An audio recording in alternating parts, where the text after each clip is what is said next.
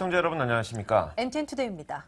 재계와 노동계에 관심이 집중됐던 현대차 통상임금 확대 소송에서 현대차의 상여금은 통상임금이 아니라는 판결이 나왔습니다. 사실상 현대자동차의 승소로 결론이 난 건데요. 자세한 내용 산업부 조정현 기자와 이야기 나눠보겠습니다. 네, 자, 조정현 기자. 네. 이번에 노조를 대표한 소송 원고 23명 가운데 2명에게만 이 통상임금이 확대 적용이 됐죠.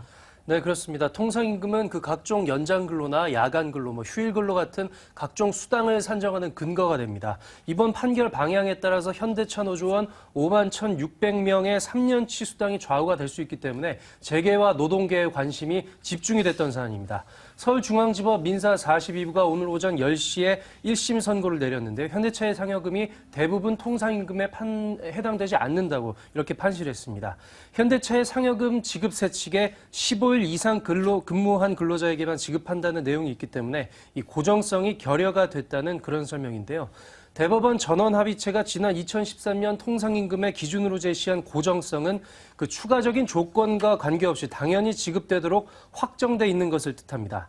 다만 1999년에 현대차에 통합된 현대차 서비스의 경우에 이 15일 기준이 없기 때문에 현대차 서비스 출신 노조원 5,700명은 통상임금을 확대 적용받게 됐는데요. 앞서 앵커가 얘기한 원고 23명 가운데 적용받은 2명만이 이 현대차 서비스 노조원을 대표하는 원고였습니다.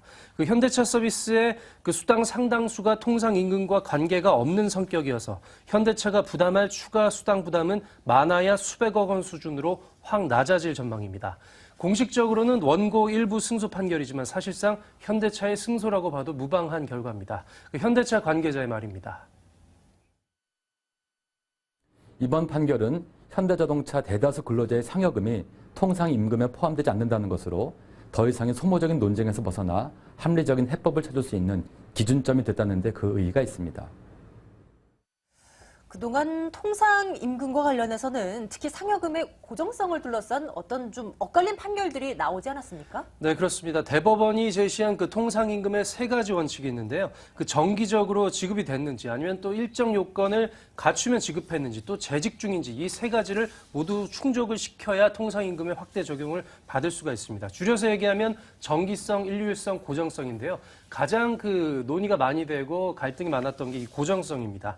그 기준이 제시가 됐지만 법원마다 이 판결이 달랐습니다. 대한항공 통상임금 소송에서는 상여금을 15일 이상 결근한 경우에 지급하지 않았습니다. 따라서 법원이 통상임금이 아니라고 판결을 했습니다.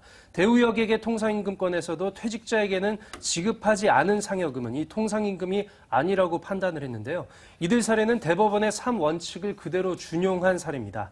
반면에 지난해 10월에 부산지법의 판결은 정반대였습니다. 르노삼성자동차가 정기상여금을 퇴직자에게 지급하지 않았는데도 이 고정성이 없다고 볼 수 없다면서 통상임금으로 인정한 사례가 있습니다. 재계에서는 이번 현대차 통상임금 판결로 고정성 요건이 다시 한번 명확하게 정립이 돼서 줄소송 우려를 차단할 수 있을 것으로 내다보고 있습니다. 재계 관계자의 말을 들어보시겠습니다. 지난해 말 일부 하급심에서 전원합의체 판결과 다른 판결들이 나와가지고 통상임금 관련 소송이 일어날 수 있는 우려가 있었습니다만 이번 판결로 인해서 그런 우려가 불식됨으로써 유사한 소송이 좀 줄어들지 않을까 생각합니다. 통상임금과 관련해서 현재 수십 개의 소송들이 계류 중인 걸로 알고 있는데 과연 이번 판결이 향후에는 어떤 영향을 미칠지 또 이 현대차 노조가 상급심에서 소송전을 이어갈 수 있을지 이 부분도 관심사죠. 네, 경총이 집계를 한 걸 보면 현재 계류되어 있는 그 통상임금 관련 소송이 모두 22건입니다. 네. 상당수의 기업들이 자동차와 중공업, 발전, 운송, 항공과 같은 이 강성 노조를 둔 업종들이고요. 게다가 이 종사자 수도 굉장히 많기 때문에 그 아주 갈등도 많고 재계에 관심이 집중되어 있는 사안들입니다. 정경련이 매출액 상위 300대 기업을 조사한 결과를 보면 통상임금과 관련한 노사 협상이 완료된 기업은 44%에 불과합니다. 특히 앞서 언급한 대로 서로 상이한 법 법원 판결이 나오면서 현장의 혼란은 더한 분위기인데요. 현대차 판결이 이런 혼란을 잠재울 수 있을지가 관심사입니다. 한편 현대차 노조는 판결 결과에 대해서 크게 아쉽다는 입장을 내놨습니다. 15일 기준이란 게 사실상 15일 미만을 근무하고 관둔 사람이 거의 없기 때문에 사문화된 기준임에도 불구하고 이 법원이 이를 아주 중대한 잣대로 삼았다는 게 이 노조의 주장인데요. 현대차 노조위원장의 말을 직접 들어보겠습니다.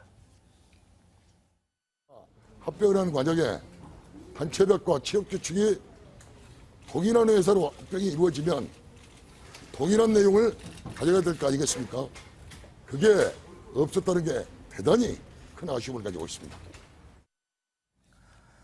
아무래도 당분간은 통상임금을 둘러싼 소송이 이어질 것 같은데요. 하루빨리 결론이 나서 이 선진화된 임금 체계가 도입되는 데 좀 힘을 모을 수 있었으면 좋겠습니다. 조정현 기자와 함께했습니다. 조 기자 수고 많았습니다.